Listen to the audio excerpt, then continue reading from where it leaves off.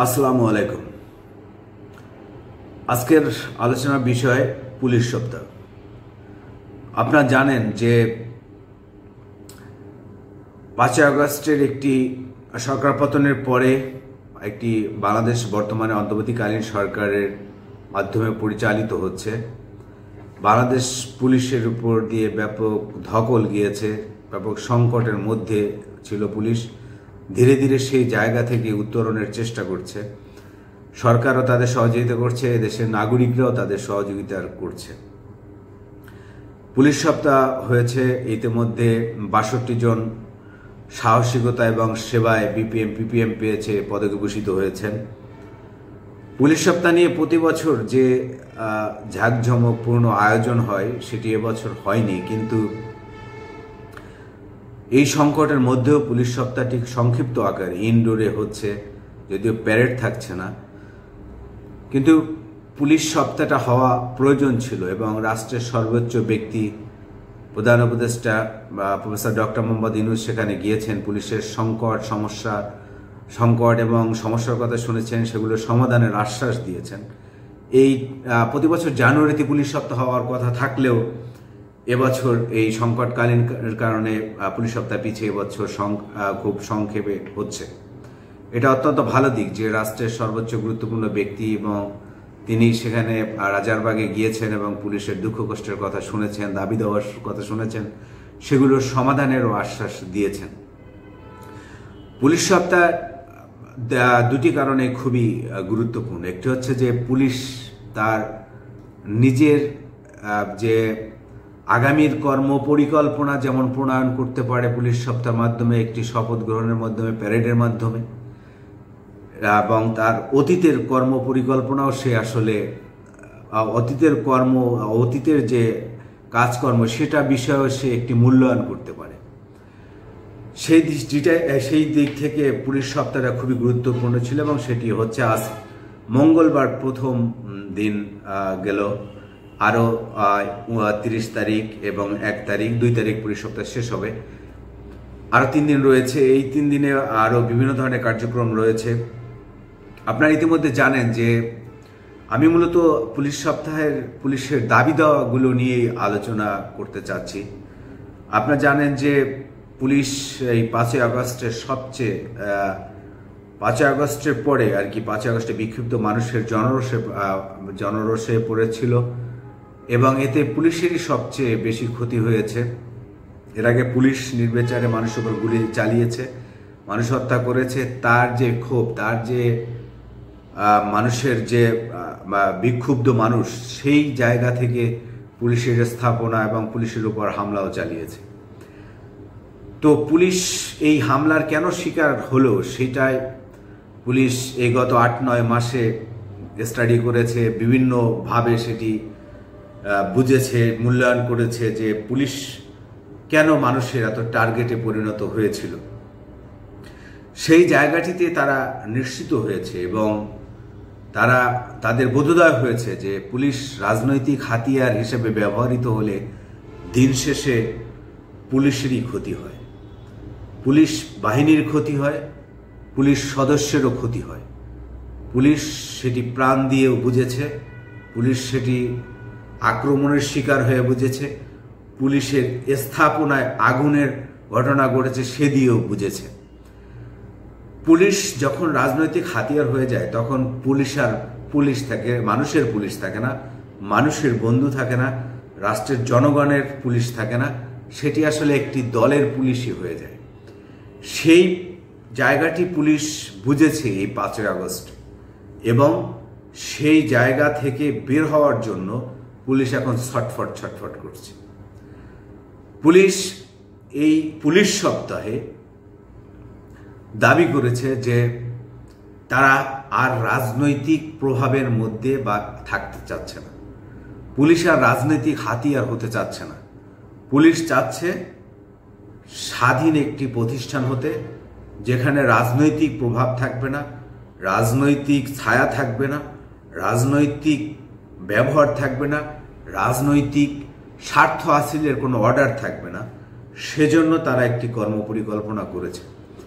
সেই কর্মপরিকল্পনা কথা মাননীয় প্রধান উপদেষ্টা মহোদয়কে তারা জানিয়েছে। মঙ্গলবার সকালে প্রধান উপদেষ্টা যখন পুলিশ সপ্তাহ উদ্বোধন করতে যান, সেখানে তাকে স্বাগত জানায় পুলিশ। এরপরে রাজারবাগ অডিটোরিয়ামে স্বাগত বক্তব্য দেন আইজিপি বাহারুল ইসলাম সাহেব। এরপরে স্বরাষ্ট্র উপদেষ্টা কথা বলেন। তারপরে পুলিশ তাদের ক্ষোভ, বিক্ষোভ, দুঃখ, দুর্দশা, সংকটের কথা মাননীয় প্রধান উপদেষ্টাকে বলেন। তার মধ্যে দুটি কথা খুবই মোটা দাগে আপনাদের সঙ্গে আলোচনা করতে চাই। প্রথমটি হচ্ছে যে পুলিশ সপ্তাহের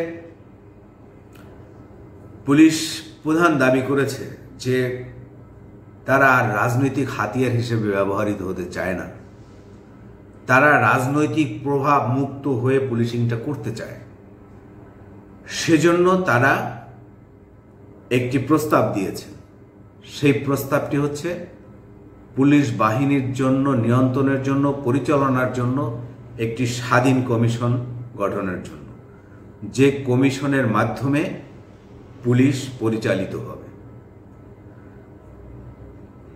পুলিশ সদর দপ্তরের একজন এএসপি তিনি প্রধান উপদেষ্টার কাছে প্রস্তাবটি করেছেন যে পুলিশ সবসময় রাজনৈতিক হাতিয়ার হিসেবে ব্যবহৃত হয়েছে, প্রভাবিত হয়েছে।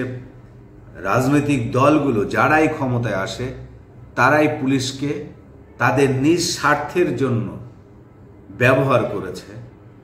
তাই এখনই এই অন্তর্বর্তীকালীন সরকারই একটি স্বাধীন কমিশন করে দিয়ে পুলিশকে স্বাধীন করে দেব।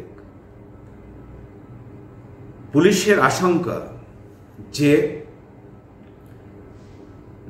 যদি এরপরে এই অন্তর্বর্তীকালীন সরকার যদি তাদেরকে স্বাধীন কমিশন করে না দেয়, তাহলে আগামীতে পুলিশ আর স্বাধীন হতে পারবে না। পুলিশ রাজনৈতিক দল, রাজনৈতিক সরকারের নিয়ন্ত্রণেই চলবে। কারণ এরপরে যারা ক্ষমতায় আসবে তারা কখনো পুলিশকে স্বাধীন কমিশন করে দিবে না। তাই পুলিশ এখনই চাচ্ছে যে একটি স্বাধীন কমিশন গঠন করে দেওয়া হোক, সেটির মাধ্যমেই পুলিশ পরিচালিত হোক।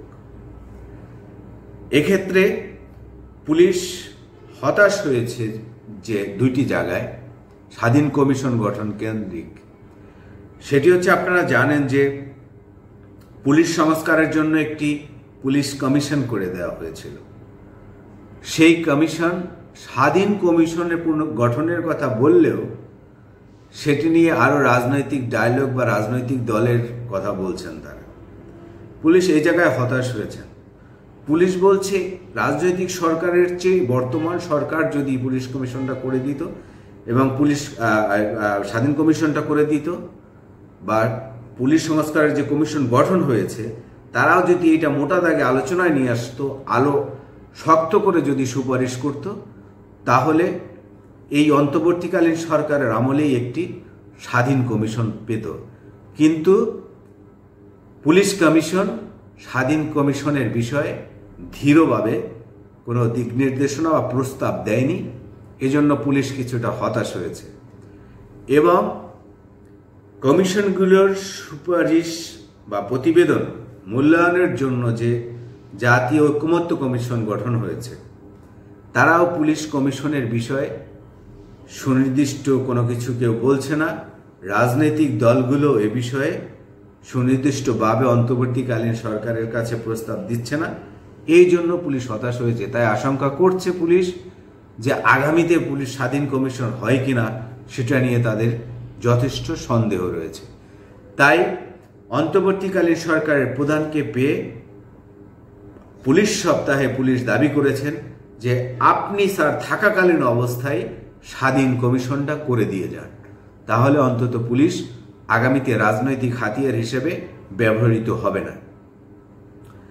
আমি আর দ্বিতীয় যে প্রস্তাবটির কথা বলেছিলাম যে পুলিশের পক্ষ থেকে পুলিশ সপ্তাহে প্রধান উপদেষ্টার কাছে করা হয়েছে, সেটি হচ্ছে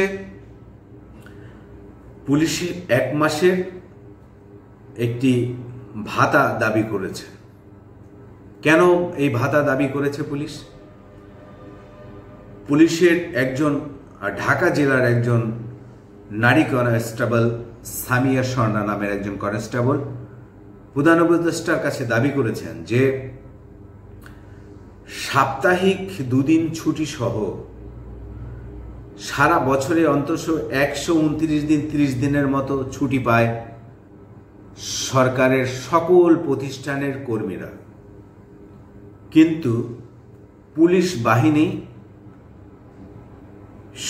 এই সদস্যরা এই ধরনের ছুটিগুলো পায় না। তাদেরকে সপ্তাহের ছুটির দিনও ডিউটি করতে হয়, জাতীয় দিবসের দিন ডিউটি করতে হয়, সেদিন আরও বেশি তাদের ডিউটি করতে হয়, বিশেষ বিশেষ দিনে ডিউটি করতে হয়। অর্থাৎ পুলিশ ছুটি পাচ্ছে না এই সব দিনে। সরকারি আদার্স যে অর্গানগুলো, আদার্স যে টুলসের যে মেম্বাররা ছুটি পায়, তারা সেই ছুটিটা পায় না।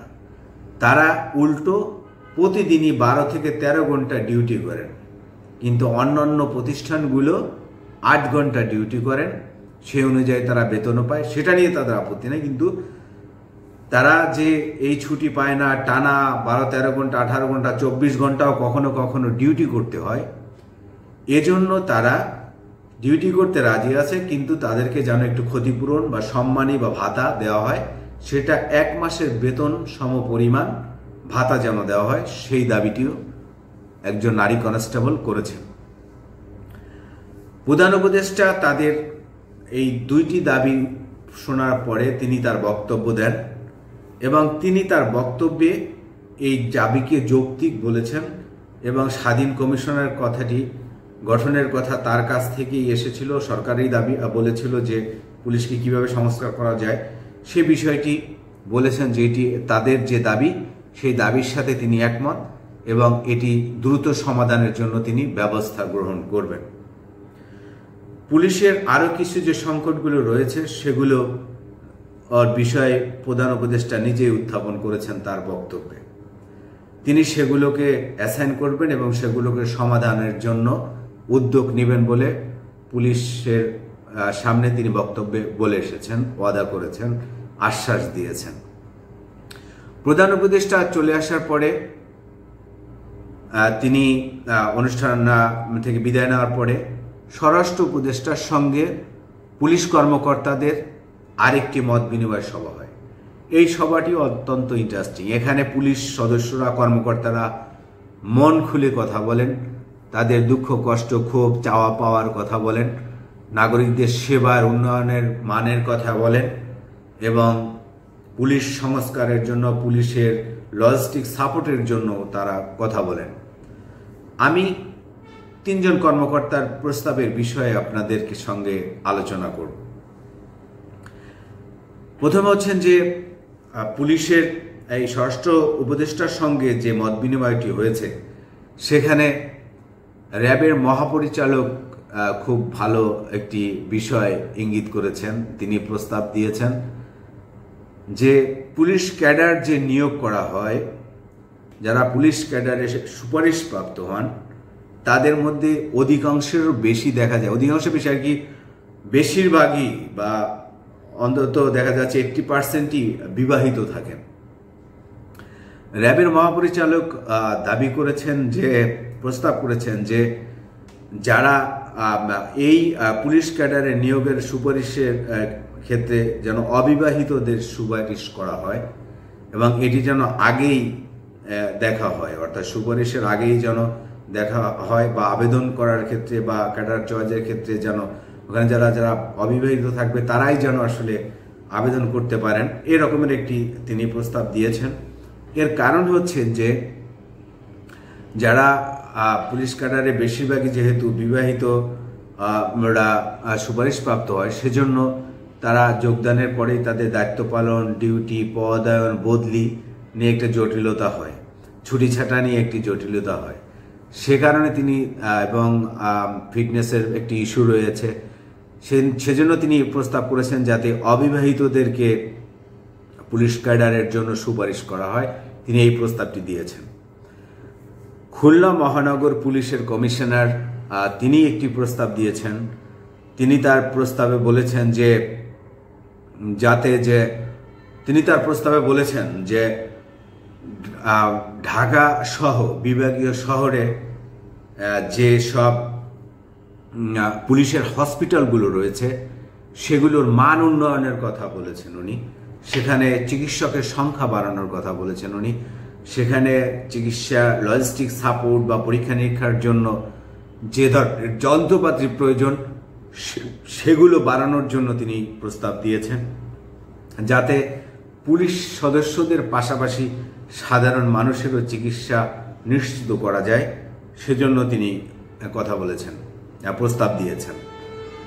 এছাড়াও পুলিশের আবাসন সংকট নিয়ে, তারপরে লেডি পুলিশদের নিয়োগের জন্য, জনবল বাড়ানোর জন্য, তারপরে ট্রাফিকে যেসব লেডি পুলিশ কাজ করে তাদের জন্য ভালো শৌচাগারের ব্যবহারের শৌচাগারের বা তাদের রেস্টরুমের জন্য প্রস্তাব দেওয়া হয়েছে। এছাড়াও গ্রাম পুলিশ যারা রয়েছে তাদেরকে থানা অন্তর্ভুক্ত করার জন্য বলা হয়েছে, প্রস্তাবে আসছে, এবং ট্রাফিক পুলিশের যে ভাতা সেটি চালু করার জন্য অনুরোধ বা প্রস্তাব এসেছে। এছাড়া আপনারা জানেন যে পুলিশের আবাসন সংকট তীব্র, সে আবাসন সংকটের কথা বলা হয়েছে, প্রস্তাব দেওয়া হয়েছে ঝুঁকি ভাতাটা যেন অধস্তন পুলিশ সদস্যরা যাতে বেশি পায়, সেই যে বার রয়েছে যে ঝুঁকি ভাতা নিয়ে সেই বার তুলে দেওয়ার কথা বলা হচ্ছে। এবং ঝুঁকি ভাতার বিষয়ে প্রধান উপদেষ্টাও খুব পজিটিভ, তিনিও বলেছেন যে ঝুঁকি ভাতা যাতে অধস্থান পুলিশ সদস্যরা বেশি পায় সে বিষয়ে তিনি পদক্ষেপ নেবেন। এছাড়াও আমরা শুনতে পেরেছি যে পুলিশের যে আবাসন সংকটের কথা, আমি একটু আগে বললাম আপনাদেরকে আবাসন সংকটের কথা, তারপরে হচ্ছে পুলিশের প্রশিক্ষণের কথা, পুলিশের জনবল যাতে আরও বাড়ানো হয়, এই সব দিকগুলো আলোচনায় খুব এসেছে। এবং এরপরে শেষ বিকেলে পুলিশের বিশেষ শাখা এসবির তারা একটি প্রেজেন্টেশন দিয়েছেন তাদের কর্মপরিকল্পনা নিয়ে। এভাবে পুলিশের পুলিশ সপ্তাহের প্রথম দিনটি শেষ হয়েছে। তবে পুলিশ সপ্তাহের খুব ইন্টারেস্টিং বিষয় হচ্ছে যে পুলিশ যে তার ক্ষতিগ্রস্ত হয়েছে, যে অতীতে রাজনৈতিকভাবে ব্যবহৃত হয়ে এখন যে পুলিশ স্বাধীন হতে চাচ্ছে, এই উপলব্ধিটা পুলিশের ভিতরে তীব্র আকার ধারণ করেছে এবং সব পুলিশ সদস্যরাই চাচ্ছেন যে একটি স্বাধীন কমিশন গঠন হোক এবং এর মাধ্যমেই পুলিশ পরিচালিত হোক। আজকের এ পর্যন্তই, সবাইকে ধন্যবাদ জানিয়ে শেষ করছি। আল্লাহ হাফেজ।